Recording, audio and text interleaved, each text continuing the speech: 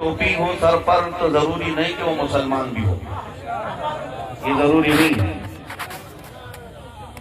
مجھ سے یہ سوال کیا گیا کہ کچھ مولوی حضرات اب یہ کہنے لگ گئے کہ اللہ اور قوم ایک ہی ہے۔ ہم نے یہی سنا اور پھر ہمارے دل میں آج احساس ہو گیا 100 سال پہلے بریلی کا امام یوں ہی نہیں جگاتا تھا۔ بریلی کے امام اعلیٰ حضرت 100 سال پہلے ہمیں یہ درس دیتے تھے، سونا جنگل رات اندھیری چھائی بدلی کالی ہے، سونے والوں جاگتے رہیو چوروں کی رکھوالی ہے، آنکھ سے کاجل صاف چرا لیں یا وہ چور بنا کے ہیں، تیری گٹھری تاکی ہے اور تو نے نیند نکالی ہے۔ ان غداروں کے متعلق بریلی کے امام نے ہمیں پہلے سمجھایا تھا کہ یہ چور ہیں، ان کے چہروں پر اگر داڑھی آ جائے، ان کے سروں پر اگر ٹوپی آ جائے تو یہ یقین مت کر لینا کہ یہ تمہارے قائد ہیں، بلکہ فخر سے ہمارا ہر بچہ کہے گا کہ ہم جب پیدا ہوئے تھے ماں کی کوکھ سے سب سے پہلا جملہ ہمارے کانوں میں جو آیا تھا وہ اللہ اکبر کا تھا۔ اور پھر یہ بھی کہو کہ جب ہم مریں گے ہماری لاش پر امام سب سے پہلے جو تکبیر باندھے گا وہ اللہ اکبر ہی ہے۔ ہم دنیا میں آئے ہیں اللہ اکبر کہتے ہوئے اور دنیا سے جائیں گے بھی تو اللہ اکبر کہتے ہوئے۔ جن خبیثوں نے یہ کہا ہو ان سے جا کر ان کے ایمان کا پتہ پوچھیں، ان کے کان میں کس نے کیا بھونکا تھا جب پیدا ہوئے تھے یہ ہمیں معلوم نہیں، لیکن ہمارے کانوں میں الحمدللہ اللہ اکبر ہی کہا گیا۔ سبحان اللہ سبحان اللہ۔ یہاں سے یہ بات صاف پتہ چل رہی ہے اہل سنت و جماعت ہر زمانے میں حق جماعت کا نام ہے۔ میرے عزیزوں بکاؤ جماعت کا نام نہیں ہے، جو ٹکڑوں پر نکل جائے یا جھنڈوں پر گرفتار اپنا ایمان بیچ دے وہ اس جماعت کا نام نہیں ہے۔ الحمدللہ ہمارے اسلاف نے ہمیں جو نعرہ دیا ہے وہ یہ نہیں کہ دوپہر میں لال پٹا پہن کے گھومو، شام میں ہرا پٹا آ جائے پھر رات میں نیلا پٹا آ جائے، پارٹی بدلتے رہ جائے ایک ہی دن میں ادھر سے ادھر ادھر سے ادھر نہیں۔ ہمارے اسلاف نے ہمیں جو نعرہ دیا ہے کسی کی جے وجے کیوں پکارے کیا غرض ہم کو، کسی کی جے وجے کیوں پکارے کیا غرض ہم کو، ہمیں کافی ہے سید اپنا نعرہ یا رسول اللہ، ہمیں کافی ہے سید اپنا نعرہ۔ جو یا رسول اللہ کہنے والے ہیں انہیں کسی اور نعرے کی ضرورت بھی نہیں ہے۔ میرے عزیزوں آج اس پرفتن دور میں آندھیاں چل رہی ہیں، طوفان چل رہے ہیں، اب تمہاری آزمائش کا وقت ہے۔ جتنے کچرے ہوں گے وہ اڑ کر چلے جائیں گے، جتنے کچرے ہوں گے اڑ کر چلے جائیں گے، اور جو میرے مصطفیٰ کے عاشق ہیں وہ کل بھی زمین پر کھڑے تھے آج بھی ایسی جمے رہیں گے، آج بھی جمے رہیں گے۔ اس لیے میں استقامت پر آپ کے سامنے گفتگو کرنے آیا ہوں۔ استقامت کیا چیز ہے؟ اپنے ایمان پر جمع رہنا یہ سب سے بڑی کرامت ہے، سب سے بڑی کرامت ہے۔ لوگ آج یہ تصور کر بیٹھے ہوں کہ ہوا میں کوئی اڑ کر کے دکھائے تو یہ کرامت ہے، پانی میں چل کر کے دکھائے تو یہ کرامت ہے۔ یہ کرامتیں چھوٹی ہیں، میرے مصطفیٰ کی شریعت پر ڈٹے رہنا بڑی کرامت ہے، بڑی کرامت ہے۔ یا رسول اللہ زندہ باد، سبحان اللہ سبحان اللہ۔ میرے عزیزوں الحمدللہ اہل سنت و جماعت کو اللہ تعالیٰ نے جو اولیاء اور جو نجبہ و شرفاء عطا کیے انہوں نے ہر زمانے میں یہی درس دیا ہے۔ یہ تو آج کے حالات ہیں، اس سے سخت ترین حالات بھی ہمارے ملک میں آئے، ایمرجنسی کے، ڈکٹیٹرشپ قائم ہو گئی تھی، ہاں کوئی حکومت کچھ نہیں، وزراء کسی کا پاور نہیں، صرف ایک ہی لیڈی کا پاور تھا اور وہ جسے جیسا چاہے دبائے۔ اور اس زمانے میں جب نس بندی کو حکومت عام کر رہی تھی، بتاؤ ہندوستان کے مشرق و مغرب شمال و جنوب میں ایک آواز گونج رہی تھی، وہ بھی بریلی کی ہی تھی۔ مفتی اعظم ہند شہزادہ اعلیٰ حضرت اپنے وقت کے ڈکٹیٹر کے خلاف بھی کھڑے تھے، یہ سوچ کر کے نہیں کہ میرے ساتھ بہت بڑی فوج ہے، یہ سوچ کر کے نہیں میرے لاکھوں مریدین ہیں، نہیں، بلکہ حق بولنے والا کبھی جماعت کو دیکھتا ہی نہیں، وہ صرف اللہ اس کے رسول کی طاقت پر بھروسہ کرتا ہے۔ بے شک بے شک بے شک، یہ الحمدللہ ہمارے اسلاف نے ہمیں دیا ہے، آج بھی تمہیں اسی بات پر جمے رہنا ہے۔ عزیزان گرامی وقار، میں بچوں کو بھی یہی نصیحت کروں گا، جوانوں کو بھی، تمہارا جو کچھ بھی چھین سکتی ہے دنیا چھین لینے دو۔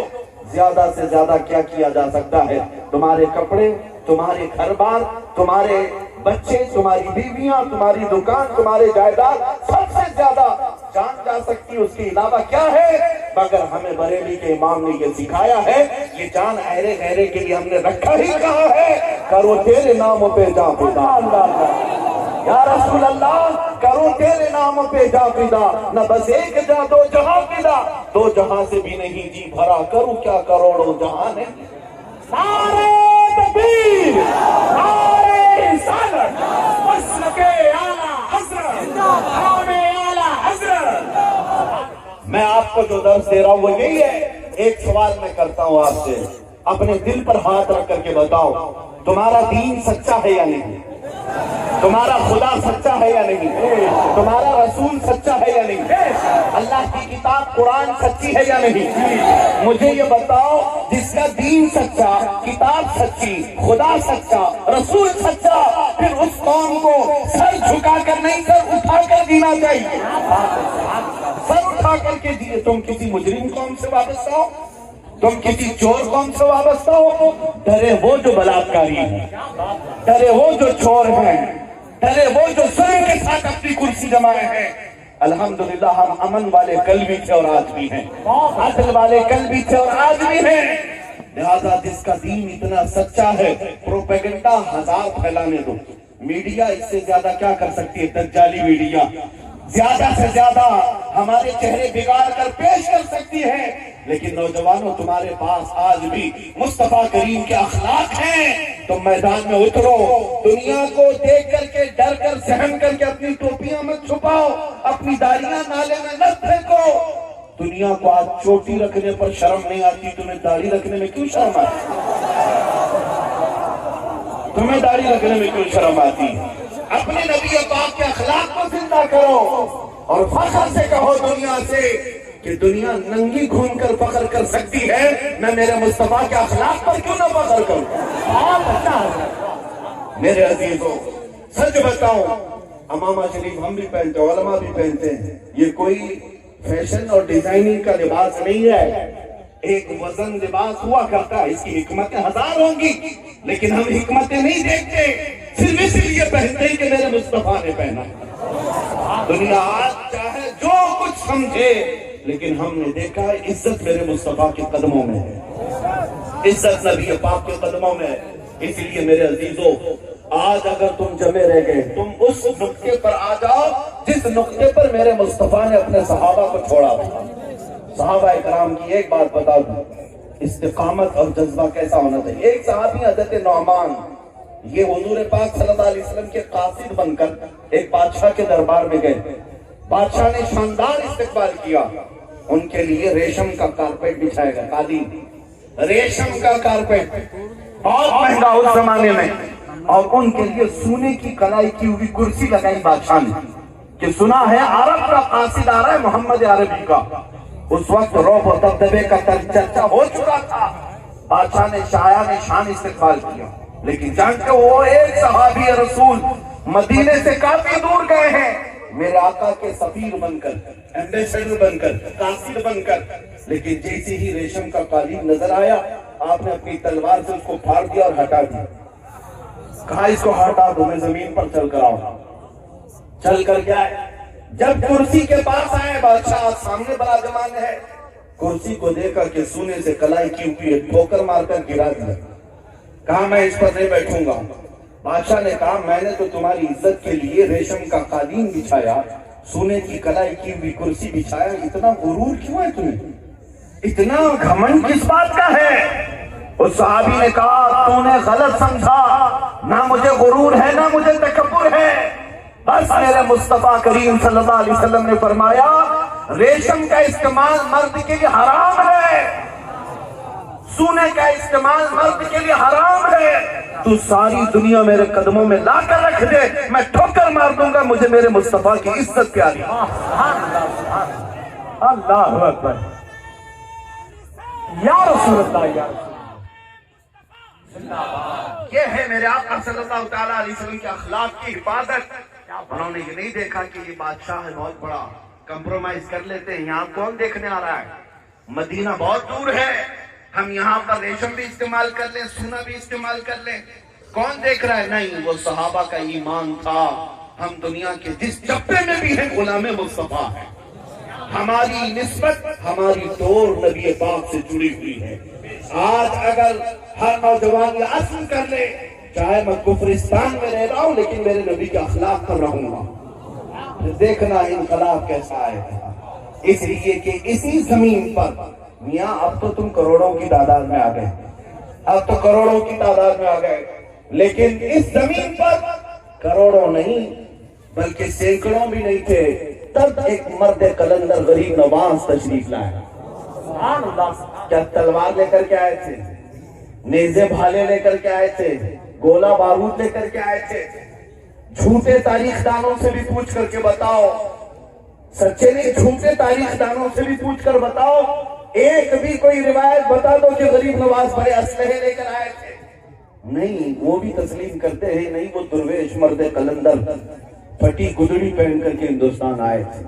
لیکن میرے عزیزوں، اگر کچھ ساتھ میں لائے تھے تو اخلاق مصطفیٰ لائے تھے، نبی پاک صلی اللہ علیہ وسلم کی شریعت مضبوطی کے ساتھ اس پر جمے رہنے کا عزم، یہی لے کر تو ہندوستان اترے تھے۔ اور پھر دیکھا آپ نے ہزار طاقتیں اس مرد مجاہد کو یہاں سے اٹھانے کی کوشش کرتی رہی، 800 سال سے بھی تمہاری نگاہیں دیکھ رہی ہیں، اس خواجہ اجمیری کی کرسی کو کوئی ہلا نہ سکا، آج بھی نہیں ہلا سکا۔ کیوں؟ قرآن کہتا ہے فَأَمَّا الزَّبَدُ فَيَذْهَبُ جُفَاءً وَأَمَّا مَا يَنفَعُ النَّاسَ فَيَمْكُثُ فِي الْأَرْضِ۔ جو جھاگ ہے، جو کچرا ہے، وہ اڑ کر چلا جائے گا، اور جو نفع دینے والا ہے انسانوں کو، وہ ہمیشہ زمین میں برقرار رہے گا۔ اس لیے میں کہتا ہوں میرے عزیزوں، کچرے ابھی بھی آئیں گے اور اڑ کر چلے جائیں گے، بہت سارے پتنگے آتے ہیں، موسم میں ہیں، اور ادھر ادھر تمہارے کانوں کے اطراف، تمہاری آنکھوں کے پاس سب کیڑے آتے ہیں، تو کیا کرتے ہو آپ مجھے بتاؤ؟ کچھ لوگ جو ابھی اس ماحول سے گھبرائے ہوئے، ان کے لیے میں کہہ رہا ہوں حالات بڑے خراب ہیں، حالات بڑے خراب ہیں، کیڑے بہت آ گئے۔ کیڑے جب آ جائیں تو کیا کرتے ہیں؟ گھر چھوڑ کر بھاگ جاتے ہیں آپ؟ میاں عقل مند آدمی یہ ہے، انتظار کرتا ہے موسم کے جانے کا، یا اسپرے مارتا ہے، اور کیا کرے گا؟ اسپرے مارے گا، کیڑے چلے جائیں، یا اگر اس کے پاس نہیں ہے تو انتظار کرے گا موسم چلا جائے، لیکن گھر تو نہیں چھوڑ کر جاتا، اپنا بنایا ہوا گھر نہیں چھوڑ کر جاتا۔ اسی طرح میں آپ سے کہتا ہوں، یہ سختیاں تمہارے امتحان کے لیے آتی رہے گی، اس کا مطلب یہ نہیں ہے کہ تم اخلاق مصطفیٰ اور اپنا دین چھوڑ کر چلے جاؤ، یہ نہیں ہے کہ تم اپنے اسلاف کی روایتیں چھوڑ کر چلے جاؤ، نہیں۔ ایک بات یاد رکھنا، کسی کو بھی دکھانے کے لیے سیکولر بننے کی ضرورت نہیں ہے۔ سیکولر کا مطلب ہوتا ہے منافق، جو سب کو راضی کرنے کی کوشش کرتا ہے اور بعد میں ہوتا کچھ بھی نہیں، دھوبی کا کتا، نہ گھر کا نہ گھاٹ کا، کسی کو راضی نہیں کر پاتا۔ اسی لیے میں آپ سے کہتا ہوں، راضی کرنا ہو تو صرف میرے مصطفیٰ کو راضی کرنا ہو تو اپنے رب کو راضی کرو۔ آج جو حالات ہوئے نا، جن لوگوں نے اپنے منچ پر سات جماعتوں کو بلا کر کے کہا، دیوبندی جماعت کھل کر کے عرض کر دیتا ہوں تاکہ تمہارا ایمان محفوظ رہے، بہت اچھا، ہاں، جو قائد بن کر کے آئے لوگوں کے، بڑی بڑی جمعیت اور بڑی بڑی تنظیم لے کر کے لوگوں کو ورغلاتے رہتے ہیں، انہوں نے کئی لوگوں کو بلایا اپنے ہاں، اور ان کو راضی کرنے کے لیے، کس کو؟ پنڈتوں کو راضی کرنے کے لیے کہ یہ بھی راضی ہو جائیں، یہ بھی راضی ہو جائیں، سب راضی ہو جائیں، اور بھاشن میں کچھ کا کچھ کہہ دیا، اپنا ایمان بھی دھو دیا، اپنا ایمان بھی چلا گیا، اور سامنے والوں کو بعد میں پتا چلا وہ خود بھی چھوڑ کے چلے گئے، وہ خود بھی چھوڑ کے چلے گئے ان کو۔ مولوی صاحب کہاں کے رہے تم؟ کہاں کے رہے؟ نہ گھر کے رہے نہ گھاٹ کے رہے، وہی کتے ہو گئے۔ اسی لیے ہم نے دیکھا ہے جو اعلیٰ حضرت کا دیوانہ ہوتا ہے، کیا بات ہے حضرت، جو بریلی والا ہوتا ہے، وہ وقت کی طاقتی طاقتوں کے سامنے سر نہیں دیکھتا، نہ ہی کسی کو راضی کرنے کی کوشش کرتا ہے. ارے میاں یہی کہ نانپارا سے تو کوئی بریلی گیا تھا. کیا بات ہے سبحان اللہ. یہی کہ نانپارا سے گیا تھا, بریلی جا کر کہا تھا کہ ہمارے سیٹھ صاحب کی شان میں ایک قصیدہ لکھ دو. مولانا احمد رضا صاحب اعلیٰ حضرت نے نانپارا والے کی تعظیم میں یا ان کی مدح میں کچھ نہیں لکھا, بلکہ جلال میں کہا کروں مدح اہل دول رضا.